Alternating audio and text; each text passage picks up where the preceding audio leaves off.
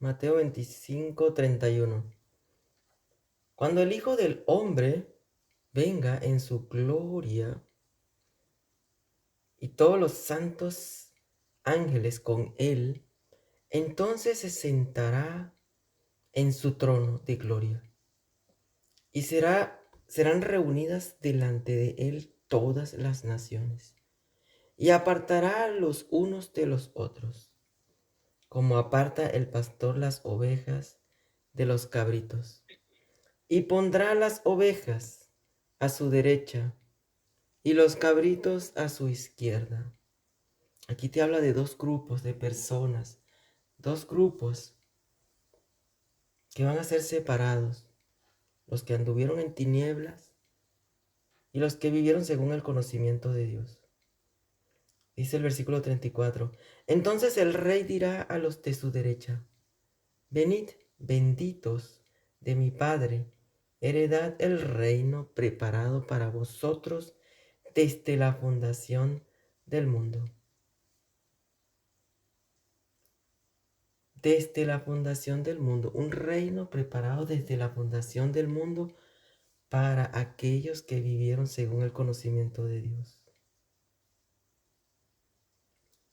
Porque tuve hambre y me disteis de comer, tuve sed y me disteis de beber, fui forastero y me recogisteis, estuve desnudo y me cubristeis, enfermo y me visitasteis, en la cárcel y vinisteis a mí. Entonces los justos le responderán, diciendo, Señor, ¿cuándo te vimos hambriento y te sustentamos, o sediento y te dimos de beber? ¿Y cuándo te vimos forastero y te recogimos, o desnudo y te cubrimos? ¿O cuándo te vimos enfermo o en la cárcel y vinimos a ti? Y respondiendo el rey les dirá, de cierto os digo que en cuanto lo hicisteis a uno de estos mis hermanos más pequeños, a mí lo hicisteis. Obras buenas, las obras buenas que Dios preparó para nosotros, para que camináramos en ellas, son estas. Sigue diciendo, entonces dirá también a los de la izquierda, apartaos de mí, malditos, al fuego eterno, preparado para el diablo y sus ángeles. Porque tuve hambre y no me disteis de comer, tuve sed y no me disteis de beber, fui forastero y no me recogisteis, estuve desnudo y no me cubristeis, enfermo y en la cárcel y no me visitasteis. Entonces también ellos le responderán diciendo, Señor, ¿cuándo te vimos hambriento, sediento, forastero, desnudo, enfermo o en la cárcel y no te servimos? Entonces él responderá diciendo, de cierto os digo que en cuanto no lo hiciste a uno de estos más pequeños, tampoco a mí lo hiciste. Y eran estos, e irán estos al castigo eterno y los justos a la vida eterna. Vivir por fe. Cuando vivimos por fe, por la fe del Hijo de Dios, hacemos las obras que son necesarias. Pero cuando nuestra fe es muerta, creemos en algo que no es vivo. Si tengo la capacidad de dar, tengo que dar. No puedo dar de lo que no tenga. Muchas de estas personas que el Señor nombra aquí que Lo vieron con hambre y no le dieron. Lo vieron sediento y no le dieron de beber. Lo vieron forastero y no le dieron alojamiento. O lo vieron desnudo y no le dieron de vestir. Son aquellos que han tenido en su vida cosas para dar y no la dan, las niegan. Si tengo para dar, tengo que dar. Si tengo que dar. Si tengo para servir, tengo que servir. Si tengo para ver, tengo que dar. Si veo a mi hermano en necesidad y tengo, ¿por qué me voy a negar? Si tengo el tiempo para ir a visitar a la gente en la cárcel, ¿por qué no la voy a visitar? Cuando tenemos y no damos, nos negamos a Dios. Nuestra fe entonces se hace muerta. Y nuestra fe tiene que ser viva. Por eso el Señor nos habla de ser una fuente de agua viva, una fuente de misericordia, una fuente de bondad, una fuente de bien, una fuente viva, no una fuente muerta, que vea la necesidad del prójimo y no la atienda. Porque entonces vamos a ser echados junto con Satanás y sus demonios, es lo que el Señor está diciendo aquí.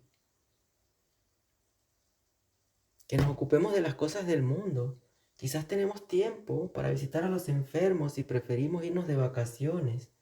Quizás tenemos tiempo para evangelizar y nos quedamos mejor en nuestra casa.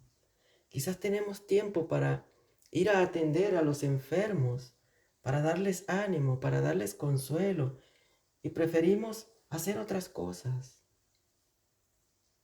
¿Cómo organizamos nuestro tiempo? ¿Cómo reaccionamos ante la necesidad del prójimo? ¿Cuál es nuestra reacción cuando nuestro prójimo tiene necesidad de beber? ¿Le damos agua teniendo? ¿O nos hacemos los locos y no le damos nada? O cuando el hermano está hambriento y dice que no tiene harina pan en su casa, que no tiene para comer. Y entonces tú teniendo, te quejas de que por qué él no trabaja. O te quejas de por qué él no está haciendo las cosas bien. Si tienes, dale, porque está al frente de ti una persona que Dios ha creado y está frente a ti una persona que Dios dice que si tú le das, le estás dando a Dios. Si tú lo vistes, estás vistiendo a Jesús. Si tú le diste de beber, le diste agua a Jesús. No tiene nada que ver con que sea ateo, cristiano o no cristiano. Es simplemente que tú teniendo desde lo que Dios te ha dado, porque lo que tú tienes no es producto, sino de lo que Dios te ha permitido tener. Todo lo que tienes, todas tus posesiones, todo lo que tú tienes, lo que Dios te ha permitido tener en beneficio de tu prójimo, del que está al lado tuyo, del que tiene necesidad. De esa manera tenemos una fe viva y de esta manera podemos servir al Señor. Imagínate lo maravilloso de lo que el Señor está diciendo hoy. Es algo hermoso y maravilloso. Si sirves a tu prójimo, le estás sirviendo directamente al Rey. Si le das de beber a tu prójimo que está necesitado, le estás dando de beber al Rey.